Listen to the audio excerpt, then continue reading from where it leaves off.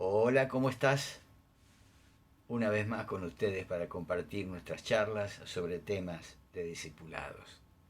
Hoy quería hablarles sobre cómo aumentar nuestra fe. Algo que los discípulos de Jesús le pidieron al Mesías.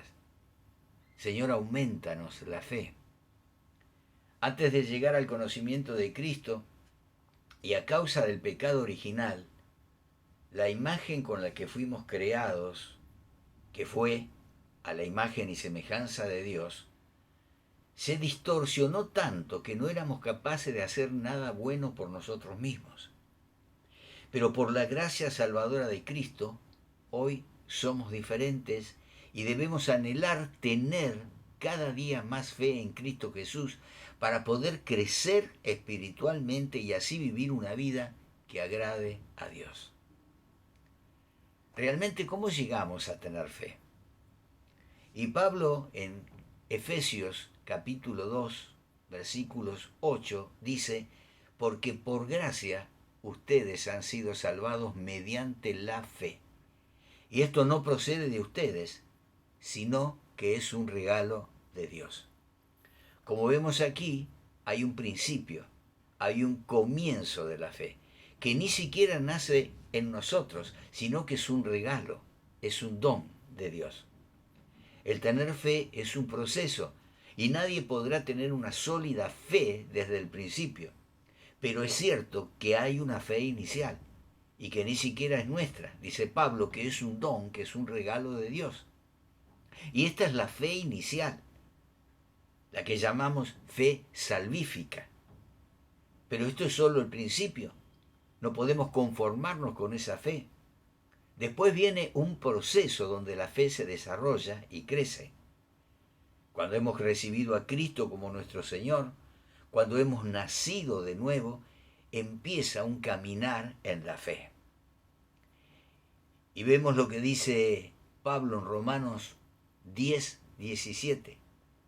Así que la fe viene como resultado de oír el mensaje, y el mensaje que se oye es la palabra de Cristo. En consecuencia, la fe viene de oír el mensaje, y el mensaje es oído por medio de la palabra de Cristo. Lo que Pablo está diciendo aquí es que la fe en Cristo presupone haber oído la palabra que procede de Cristo y que trata de Cristo. A la pregunta ¿qué es la fe? El autor de Hebreos, en el capítulo 11, versículo 1, la define de esta manera. Ahora bien, la fe es la garantía de lo que se espera, la certeza de lo que no se ve. La fe entonces es estar seguro de lo que esperamos y estar cierto de lo que no vemos. Al estudiar este versículo notamos algunos puntos que vamos a considerar. En primer lugar, la palabra fe. Esta palabra en el Nuevo Testamento tiene varias acepciones. Por ejemplo, cuando los cristianos judíos a quienes Pablo habían intentado destruir hablaron de la fe que ahora tenía Pablo en Cristo, dijeron en Gálatas capítulo 1 versículo 23, el que antes nos perseguía ahora predica la fe que procuraba destruir. La fe en este caso es una confesión, algo muy parecido a nuestra manera de llamar el credo apostólico, los artículos de nuestra fe cristiana. Sin embargo, este no es el significado de la fe que quiere transmitir el escritor de Hebreos. Para los evangelistas que escribieron los evangelios, Jesucristo es el objeto de la fe. Juan, en su evangelio capítulo 20, versículo 31, resume este énfasis al afirmar el propósito de su evangelio y dice, pero estas se han escrito para que ustedes crean que Jesús es el Cristo, el Hijo de Dios, y para que al creer en su nombre tengan vida. También en el libro de Hechos se demuestra que en un principio, en el primer siglo, una fe personal de Jesús era el sello distintivo, la característica que distinguía a los primeros cristianos. Aún vemos otro aspecto de la fe en el énfasis que Pablo pone en la apropiación de la fe. Pablo sostiene que Dios restauró la situación del pecador con él por medio de la fe. Y a tal efecto escribe en Romanos 3:22, esta justicia de Dios llega mediante la fe en Jesucristo a todos los que creen. El escritor de Hebreos reconoce estos aspectos de la fe que otros escritores del Nuevo Testamento especifican. Sin embargo, su uso del concepto fe debe ser entendido primordialmente en el contexto del capítulo 11 de su epístola, donde encontramos la galería de los hombres y las mujeres de fe, los héroes de la fe, que tenían todos, a través de las distintas épocas en que habían vivido, muchos de ellos no se conocieron entre sí, tenían algo en común, un común denominador. Todos ellos habían puesto su total confianza en Dios. Y a pesar de todas sus pruebas y circunstancias difíciles, ellos triunfaron por su confianza en Dios. Por eso otra palabra que debemos considerar es la seguridad. ¿Qué es la fe? Y es interesante observar algo que leí de un profesor alemán en teología llamado Zacarías Ursino, que en el año 1563, fíjate bien, 1563, formuló su fe personal en los siguientes términos. La verdadera fe, creada en mí por el Espíritu Santo por medio del Evangelio, no es solamente un firme conocimiento y convicción de que todo lo que Dios revela en su palabra es cierto, dice, sino también una certeza profundamente enraizada que no solamente a otros, sino también a mí, me han sido perdonados los pecados y que he sido reconciliado por siempre con Dios y que se me ha concedido la salvación. Interesante esta definición. Y estos son dones de pura gracia obtenidos para nosotros por Cristo. Otra palabra que debemos considerar es la garantía, la certeza, la certidumbre que nos da la fe. Si bien esta breve declaración acerca de la fe consiste de solamente 2 frases, las mismas están perfectamente equilibradas. Notemos la estructura: estar seguro, estar cierto de lo que esperamos, estar cierto de lo que no vemos. En suma, la seguridad está equilibrada por la certidumbre, por la certeza.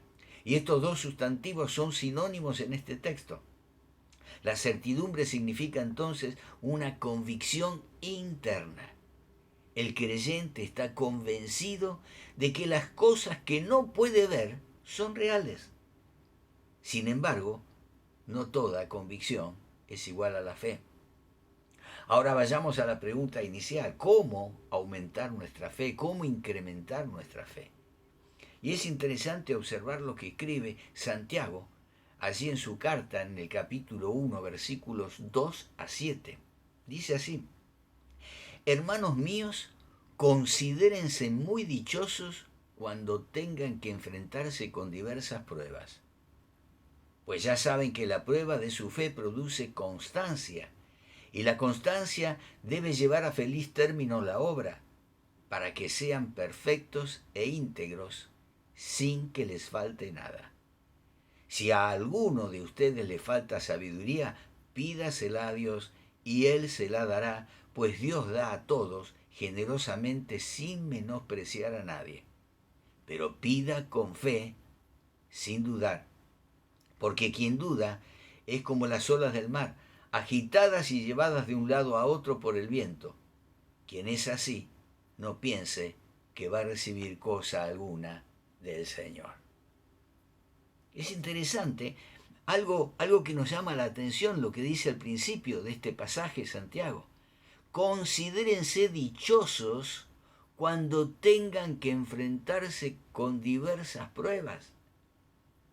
Y la conclusión que sacamos es que para tener fe es necesario que tengamos problemas, que pasemos por pruebas, porque sólo así vamos a experimentar la necesidad de pedirle a Dios sabiduría para salir de nuestros problemas. Pero Santiago nos da la clave para lograr la fe necesaria. No es posible llegar a tener fe de la nada. Es necesario pasar por problemas y depender de Dios para que al salir de esos problemas nuestra fe crezca y se solidifique. Solamente aquel que ha pasado por un desierto, por un problema grande, después de haber padecido mucho, después de haber sido zarandeado por el enemigo y ha sido puesto a prueba, como en el caso de Job, de Abraham, va a tener y va a poder llegar a desarrollar una fe grande, poderosa. La fe siempre ha sido la marca de los siervos de Dios, desde el comienzo del mundo, donde el espíritu regenerador del Dios implanta el principio, hará que se reciba la verdad acerca de la justificación por medio de los sufrimientos y los méritos de Cristo.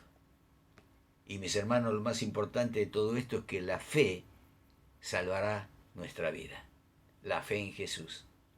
Y quiero terminar dejándote este pasaje que se encuentra en la primera carta de Pedro, capítulo 1, versículos 6 a 9, donde Pedro escribe: esto es para ustedes motivo de gran alegría, a pesar de que hasta ahora han tenido que sufrir diversas pruebas por un tiempo.